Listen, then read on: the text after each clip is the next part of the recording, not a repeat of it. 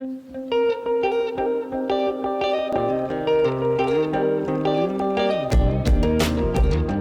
back to the Bible in Context, where context is king and the original author's intent drives our interpretation. You know, we've gotten some good, actually, email and comments in lately. Oh, really? I don't think I've shown you all those. Yeah, I looked recently. Yeah. If you guys, feel free to send in like comments and questions and stuff. We've got a few that we've just answered back, on Facebook or email. If we get enough questions or ones that aren't so complex, which I appreciate the complex ones, we'll maybe have a Q&A or something like that one day. So feel free to send in, thoughts, comments, questions. For you guys who have reached out, thanks for reaching out, for asking questions, giving encouragement, giving your thoughts, or just occasionally telling us that I put the wrong transcript up, for that too. Actually got a couple of people from the UK writing in too. And shout out to Australia, because Australia, I think, is our second biggest listenership outside of the U.S. So that's pretty cool. We're international. Almost seems like we know what we're doing. Well, I wouldn't go that far. No, we don't know what we're doing. But thank you guys who are listening to the podcast and, letting us know what you think. As always, like, subscribe, share, all those things. Helps us out. So if you think we're doing good, yeah. And if you don't, just don't say anything. Yeah, that too. Absolutely. All right. We are in... The Defiling of Dinah. Yes, chapter 34 of Genesis. Yeah. This is a fun chapter, and we have no notes, so let's go. I feel like this is the chapter that inevitably it'll get scheduled on a Sunday where we've got family worship, and there'll be a bunch of kids in the service. Didn't you say you already had... Actually, no, it was the whole Jacob wrestling with God. That falls into family worship. That's this week, yeah. That's this week. This Sunday. This Sunday. Yeah. You're going to explain all that, right? Well, I'll figure it out. Yeah. All right. Well, and I appreciate, and I've said this before, that I appreciate how the Bible deals with some pretty graphic issues, but does it in such a way that even a kid could, a kid's going to read it but not understand it. And I think that's intentional.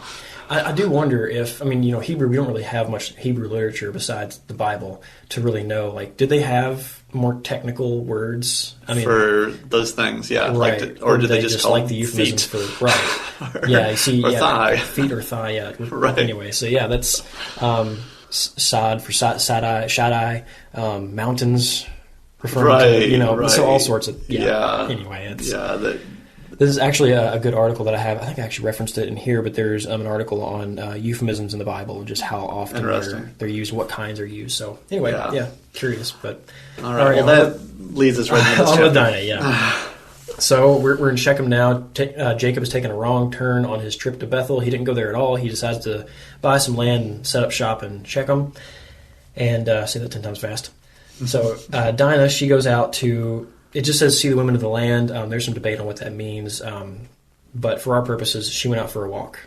She's just going out, maybe making some friends. I don't really know. It doesn't really matter because we're just talking about... The narrative tension doesn't change because of that sentence. The point is she's out and about. And she's in a place where Shechem, the son of Hamor the Hivite, the prince of the land, can see her. And he saw her, and it says sees in the ESV. I wish they would have just said took. So he saw her and he took her and lay with her. Just like Eve saw and took, just like Pharaoh saw and took, and so many other characters. Right. The sons of God saw and took. And just a quick recap, who are the Hivites? Canaanites. The Canaanites. Yeah, so this is the cursed land, or the cursed people. Right. They're one of the branches. Whenever you see God talk about, come back and possess the land of the Jebusites and the Perizzites, the Hivites and the Hittites, and this is one of those guys. Right. One of those peoples. So, already bad connotations when we're dealing with them. Yeah. So we should, our brain should already go back to the story of Noah and Ham and that whole mess. And so we immediately in this chapter we're, I think, meant to see, okay, something not good is about to happen. Yeah. And so, he seized her, took her, humiliated her, raped Dinah, the daughter of Jacob. And after that, he goes to his father. It says that he spoke tenderly to her. It says that he spoke on her heart to the girl, or spoke on the heart to the girl. I'm not really sure what that exactly is an idiom for, but essentially, I think, he fell in love with her. After he raped her, he fell in love with her. So it is, a really dark story. But after that, Shechem goes to his father and says, hey, get this girl for my wife. So they go to strike a deal with Jacob in order to get her to be his wife. And it's interesting in this story just that the sons of Jacob are the ones that get angry and start thinking about what, this is an outrage. We don't really hear that much from Jacob. He's kind of passive in this whenever he should be kind of an active character in this story. It says Jacob held his peace until they came. Right. So he's not really doing much. Yeah. The sons of Jacob are the ones that, when they heard of it, became indignant, very angry. Right. So as they're speaking to Jacob, after they've heard about what happened, Hamor spoke with them and he says, the soul of my son Shechem, this is in verse 8, the soul of my son Shechem longs for your daughter. Please give her to him to be his wife. Make marriages with us, give your daughters to us, and take our daughters for yourselves, and you shall dwell with us, and the land shall be open to you. Dwell and trade in it, and get property in it. And then a couple verses later, he also, Shechem comes up and says, I'll give whatever bride price you want, just give me her. And now something that's significant about that is, first of all, we're going to see within this chapter, this is really deceitful. Because this sounds like a good deal. They're opening up their community. They're being friendly. They're trying to be hospitable and make alliances is what it sounds like. This is actually kind of a backwards covenant. We've seen before that covenants have happened between the elect and the nations. That's almost kind of what this looks like, but something is amiss here. First of all, we see that in verse 33 it says, "Will not their livestock be ours, their property and all their beasts be ours? Only let us agree with them, and they will dwell with us." So the end goal here, they're thinking in the back of their minds like, hey, we're going to basically overtake them, and they're going to become nothing, and we'll have all their stuff, and we'll have all their riches.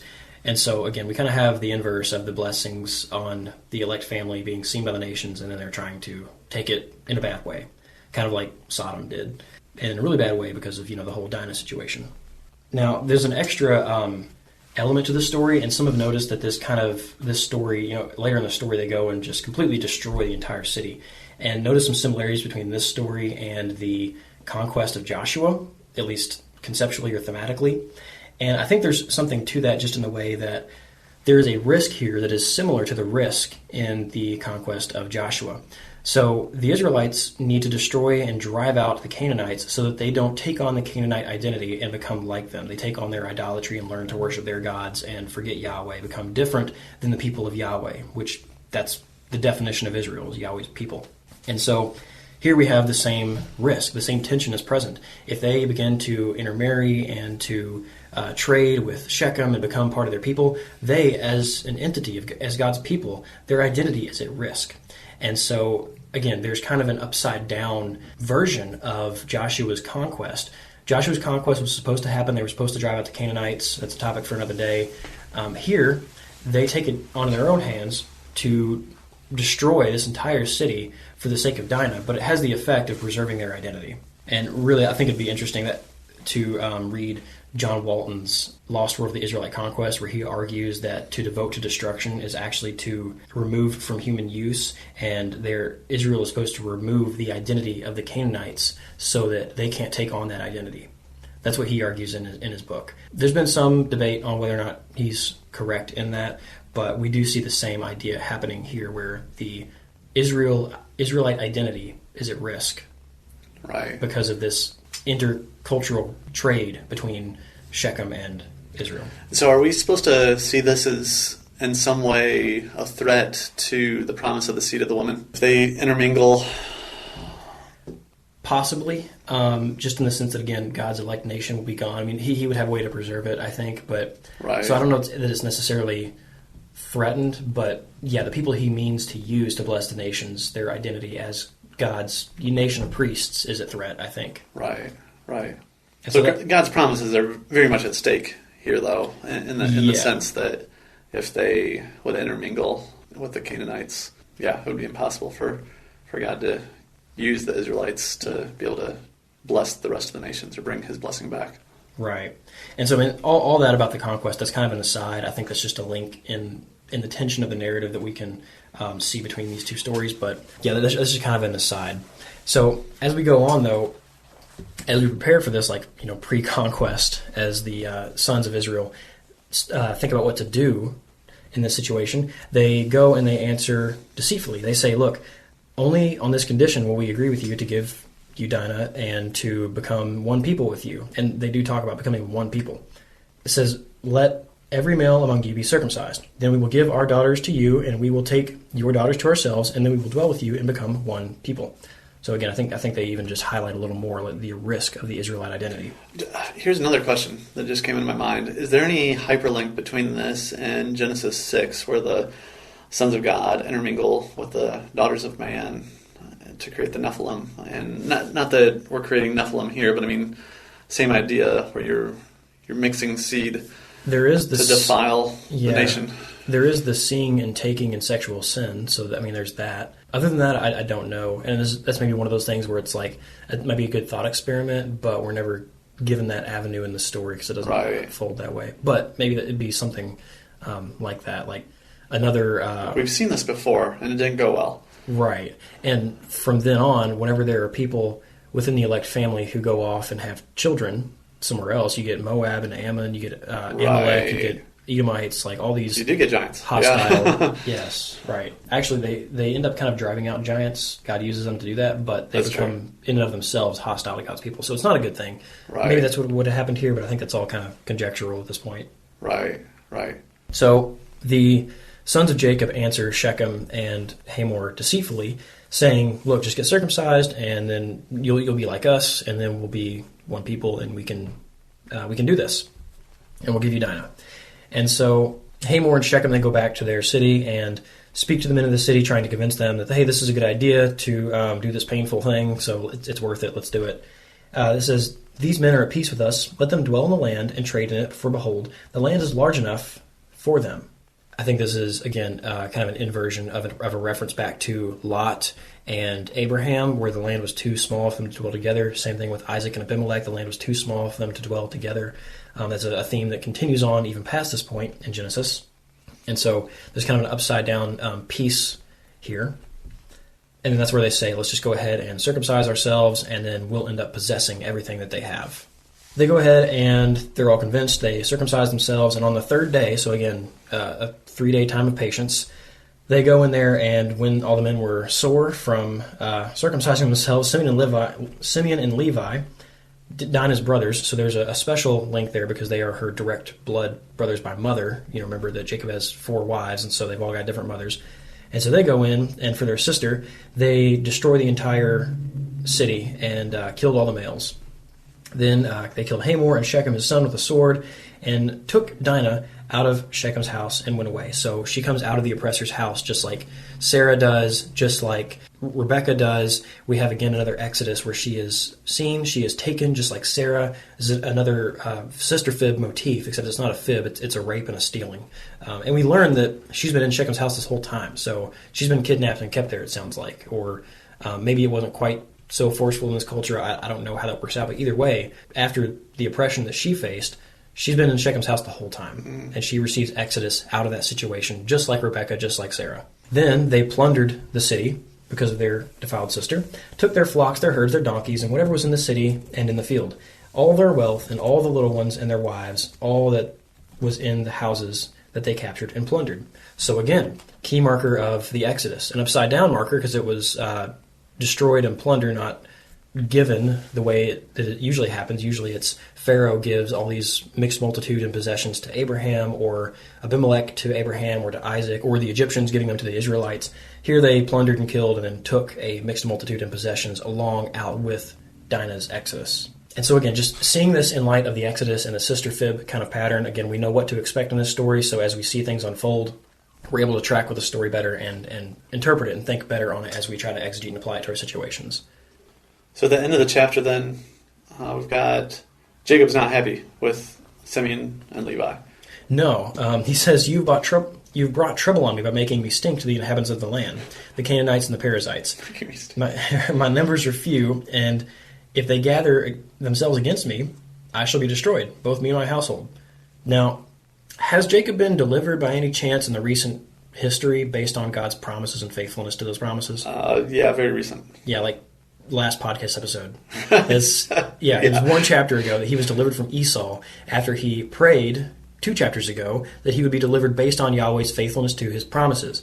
And he should have no fear of that. He should have done something about his daughter. He did nothing. So this is not a good story. Jacob is starting to kind of wind down in the story. He kind of drops out after the next chapter. He becomes more of a passive figure, and it focuses on Jacob's children and Joseph and so on. But Jacob, he's fearing the nations around him when he should be trusting in God. Should have at least done something about Dinah and made things right. Simeon and Levi going in and tricking and slaughtering everyone, that wasn't the right way to do it. They made a covenant with everybody and then broke that covenant. But Jacob should have done something. Yeah. And now he's fearing again instead of trusting God. Well, I don't know if there's anything to this, but I think it's interesting at least that we've got Simeon and Levi that mess up here. Later on, we're going to see Reuben mess up pretty badly also to the point where I don't know that, does Jacob even bless Reuben? No, not really. It's kind of an anti-blessing. Yeah. And I just wonder, so that's the first 3 right, yeah, because born. Of this, they all get passed over. They all get passed over, and then it's Judah who ends up being the one who carries on the seed of the woman that would eventually become the Messiah. Right. And I just think that's interesting that we've got the first 3 all mess up pretty bad. Right. So, yeah, I mean, in Exodus terms, we have the rationale for how they get passed over in the blessing and it falls on Judah. Also, just some commentary on dealing with neighbors and their motives, just like we had with Sodom and with Laban, in the ways that they kind of have these underhanded covenants that are actually trying to take advantage. In this story, we kind of learn how not to handle those situations, slaughtering everyone, but still, nonetheless, it's reflection on, in Exodus terms, on these kind of oppressions, manipulations, extortions, things like that, among other things. But yeah, now we're into, like I said I think on last episode, I said that Genesis 35 is the most perplexing for me, so we're about to get into that. We didn't even mention in the Wrestling with God episode, I mean, it's pretty clear, but he gets renamed. Your name was Jacob, now you're going to be Yisrael, which in this context wrestles with God. And I didn't mention this as I was going through the steps of the Exodus, and I can't believe I forgot this. In that story, that is kind of a new creation motif or a new creation pattern, because often whenever people or things go through recreation in the Bible, they are renamed, given a new function and a new purpose that is in line with that name. So that was Jacob's recreation as the nation of Israel. And so, again, we have new creation as part of the Exodus once again. Good stuff. More detours. We've had lots of detours lately. I was just going to say one more thing. I think maybe we should bleed into chapter 35 here just a bit. And that's just because, so he was supposed to go to Bethel before all this happened. He goes to Shechem. That's a mistake. Some bad things obviously happened. He should have listened. He should have fulfilled his vow and went straight to Bethel. Well, God comes to Jacob, and after this sharp reminder that required an exodus to get Jacob out of it and his daughter out of it, God comes to Jacob in chapter 35, verse 1, and says, "Go to Bethel and dwell there. Make an altar there to the God who appeared to you when you fled from your brother Esau." So remember that vow you made back in chapter 28? Come on, let's go. And also let's complete this whole Exodus cycle from you going to Paddan Aram and coming back. Make that altar, and almost every Exodus has climaxed in an altar and a sacrifice and communion with God. This one has not yet. It's technically not complete. And so we're going to see that kind of be complete in this chapter as he goes back to Bethel. And so put away the foreign gods that are with you. It's what Jacob tells his family. Purify yourselves. And so there's all these connotations. We're going to meet God. We're going to his place. We have to purify ourselves. Again, put away the foreign gods. We have that motif showing up again in this Exodus cycle. In the same Exodus cycle, Rachel had taken Laban's gods and sat on them. And so they kind of got shamed, and here they're going to get actually buried under a tree. It says in verse 4 that he took all the foreign gods they had and the rings that were in their ears, and Jacob hid them under a tree that was near Shechem. And it's interesting that he took the rings in their ears, because do rings play any role in idolatry? Calf gets made. Right. And so I think this was just kind of a jab to remind them of, they should have buried their rings. Yeah, God gives Exodus. Don't trust in these gods. Get rid of them. Get them out. Actually put them away. And so he says, all right, arise, in verse 3, let us go to Bethel, that I may there make an altar to God, who answers me in the day of my distress, and has been with me wherever I have gone. God has held up his end of the deal. He has been with me, he has blessed me, and he's delivered me. He's given me exodus out of all these situations. So now let's go back and fulfill this. He just mentioned at the end of chapter 34 that he is now a stench to his neighbors. They know that the family of Jacob is a bunch of covenant breakers who are going to make promises and then kill you instead. And so Jacob is afraid. Again, he should have trusted God, but it says that as they journeyed, a terror from God fell upon the cities that were around them, and so they did not pursue Jacob. So again, God is delivering them, even despite Simeon and Levi's mistakes of murdering everyone, instead of finding some other solution to make this right. I mean, maybe they should have just, negotiated with Hamor and said, look, we're going to put your son to death, and then we'll move on, not slaughter everyone in the city. And so finally, in verse 6, Jacob comes to Luz, that is Bethel. He renamed it from almond tree, Luz, to Bethel, house of God. And there, he and all the people that were with him, they built an altar, called the place El Bethel, because God had revealed himself there when he fled from his brother. And they, finished up this Exodus cycle. They built this altar and worship and commune with him, possibly atoning for themselves as well with this altar and putting a nice cap on this Exodus cycle. And one more thing before we move on is just that this Exodus cycle of Jacob going to Padan Aram and coming back ends right here. And read verse 8. And Deborah, Rebekah's nurse, died, and she was buried under an oak below Bethel. And so he called its name Alan Bakoth. Yeah. So Alan Bakuth means oak of weeping. But what I want to highlight here is, remember who promised to bring Jacob out of Laban's house? Rebekah. And she was the one that got Jacob to steal the blessing. She got him sent out to Laban. She promised this really arrogant promise that she was going to give him Exodus, essentially. And she couldn't do it. She did not follow through. And she gets completely written out of the story. Usually, at this point, we would expect to have a death note about the matriarch of the family. She doesn't get that. Her nurse does to replace her, to intentionally leave her out of the story, but still bring up the fact that, okay, we're reaching the end of this section. There's a matriarchal death, except it's replaced by someone who's a little bit, at least it's not her. We're replacing her because she needs to be written out of the story because of what she did. And not in a redactionary, source critical kind of way. It's more of the author showing us, she's not even worthy. She's not worthy to have a proper burial. Yeah. And so again, it wraps this up one more time, reiterating, saying God appeared to Jacob in verse 9 when he came from Padan Aram and blessed him. And God said, your name is Jacob, it shall no longer be Jacob, but you shall be Israel. So we get that renaming again, that new creation element of the Exodus motif showing up again. I am God Almighty, be fruitful and multiply. A nation and a company of nations shall come from you, kings shall come from your body. So we have the same Abrahamic blessings showing up again, just like they always do in these Exodus stories, as God works forward to bring the ultimate Exodus and deliver humanity, bring them back into the garden. And then God went up from the place where he spoke with him, which is interesting. Apparently he was down there actually talking to him on the ground, and then he went back up. And Jacob set up a pillar in this place where he had spoken with him, a pillar of stone, poured out drink offering on it, just like he had pledged to do when he stood up a pillar in Bethel and said, this will be the house of God if he delivers me. He repeats a lot of the things that happened the first time he was in Bethel. Right. One, to remind us of all those promises, but two, just to put a really nice cap on this and just end this Exodus very neatly. Right. And show that Rebekah was not the one to do it. Right. All right, a lot going on there. I think we'll end that one there. We talked about a lot, ran through two very different stories in one episode, but I think it was good. All right. We'll pick back up. Next time. Yeah, pick back up in chapter 35 next time around.